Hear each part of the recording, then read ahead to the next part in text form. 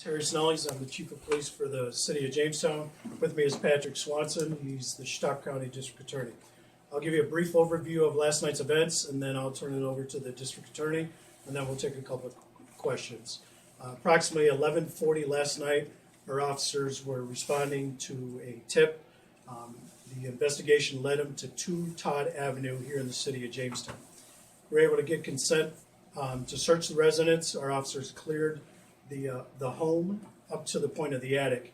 Once they got to the attic, our canine officer released his dog to check the attic. There was a confrontation up there.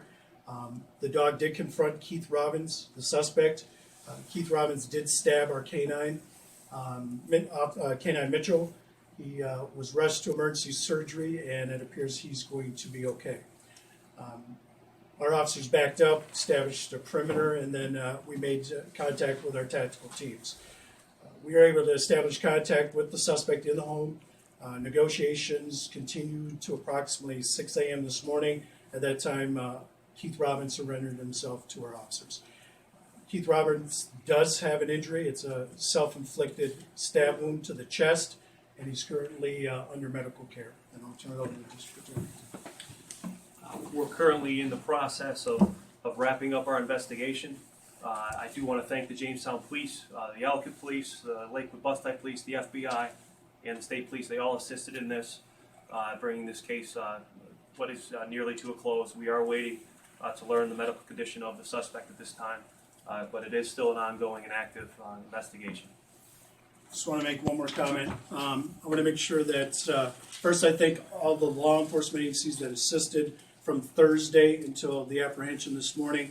Our local FBI office, resources from the Department of Homeland Security, New York State Police, Stock County Sheriff's Department, Stock County Forensic Investigation Team, Stock County Emergency Services, the Hazmat Team, Lakewood Bus-Type Police Department, Ellicott Police Department, and more importantly, our community members and their willingness to provide us tips and information. The tip, where did that come from? That came from I don't want to get specifically who it came from, but it was a citizen that provided us the tip. Was there anyone else in the home at the time? No, there was not. Mary, we've heard that the father lives in that area. Was it the father's house, or whose was it? It was the father's home, and he was not in the residence. Do You think he was there this whole entire time? Was he there this whole entire time throughout the 5 days? No, he was not. Has he made any statements? I can't comment on that right now. When you had the perimeter there last Thursday, was that home checked as well? Correct. We checked 24 Woodworth because we had reason to believe that he had access to that residence, and then obviously 2 Todd because that was his father's home. And the vehicle was found near that location. Is it believed he left there? Did he leave by vehicle, by foot? We don't know how he left, but he did leave the area. We do believe he got some assistance, and that we're still following up and investigating. If he did get assistance, would that person face charges? Potentially. Can you speak at all to his background? We're hearing he had a long background of domestic violence. We're not gonna get into that right now. We understand that the victim, he had been in contact with her, had threatened her a few times at least, as recent as that night before. Can you confirm that at all? Terry, that's still part of the investigation, and I can't comment on that. Can you talk about their restraining order at all that he had with his ex-wife? I do know that there was an active refrain from order. What does that actually mean? You want to get into the legal side of that? That's it's different than a no contact order. Refrain from is you're essentially barred from harassing, assaulting, essentially breaking the law against that person. It was not a complete stay away. It was simply there are 2 kinds. That's the alternative kind to the complete no contact. So what kind of charges could he be facing right now? Well, the murder 2. We have the assault on the police officer, which is the canine officer, and there are still others that we're looking into. Was he making threats to any of the victims' families during this whole time throughout the 5 days? Jason, I'm not aware of that, Could you but step that's more still to the part of center? the investigation. Could you step? Sure. I'm not aware of that, but it's still part of the ongoing investigation. What kind of a stab wound did he have? Was it to the abdomen, the It was chest? to his upper chest. When can we expect him to be arraigned? Obviously, he's in the hospital, but moving forward. At this time, no charging instrument's been filed. As I said, we're wrapping up our investigation, and we're considering the various options that we have at this point. What are the big questions you still need answered? I don't want to talk about that right now, given the nature of the case and the position we're in right now. A lot of neighbors certainly feeling relieved today. That's what they've been telling us. What's your message to the community? And again, I can't thank them enough for the community members that actually provided information. We've been dealing with this since Thursday, nonstop, 6 days. Can't say enough about the law enforcement officers that were committed to this case. A lot of long hours. You know, one of our issues, and I said this with our local media, is that we ask people to refrain from putting information out on social media. Erroneous information hurt us, especially the first few days, and then, you know, everybody looks at social media to include suspects, and putting that information out there could jeopardize your own safety, and to include ours. Can you give a specific example of that? I can tell you Thursday that I was inundated by calls. We had some issues with the schools.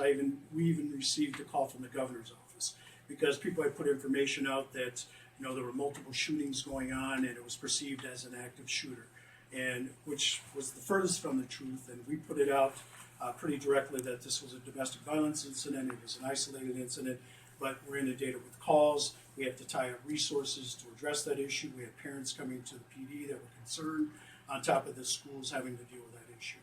Did he have a firearm when he was taken into custody on him? No, he did not.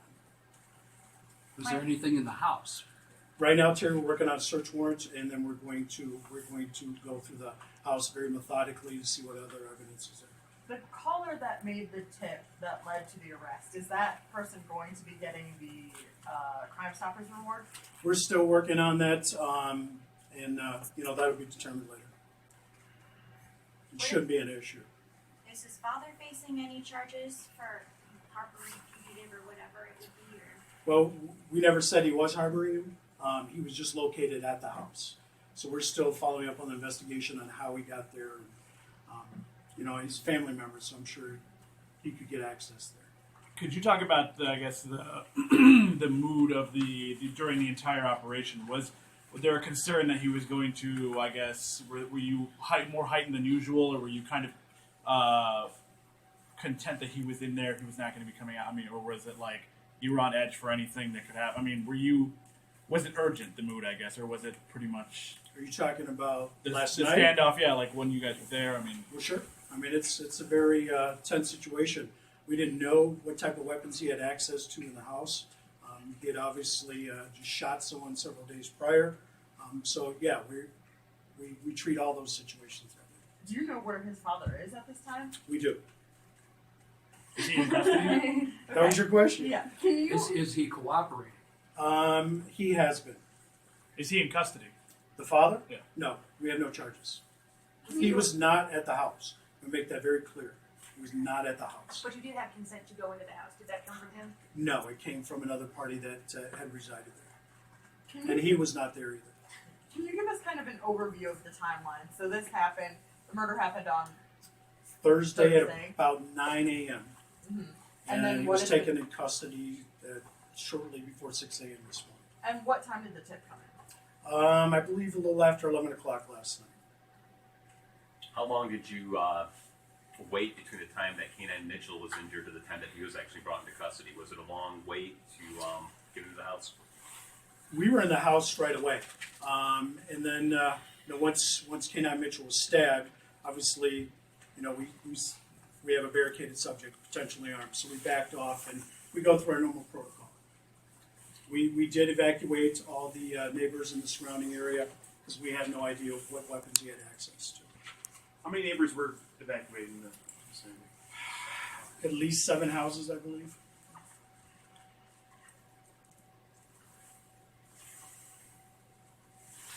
Any other questions? What's his condition in the hospital from the stab wound? Right now, I don't know. I know he's receiving medical treatment. And where is he at? Right now, he's at WCA. Is there anything more you can give us about the father? How much did you know where he is? Anything? No, that I can't.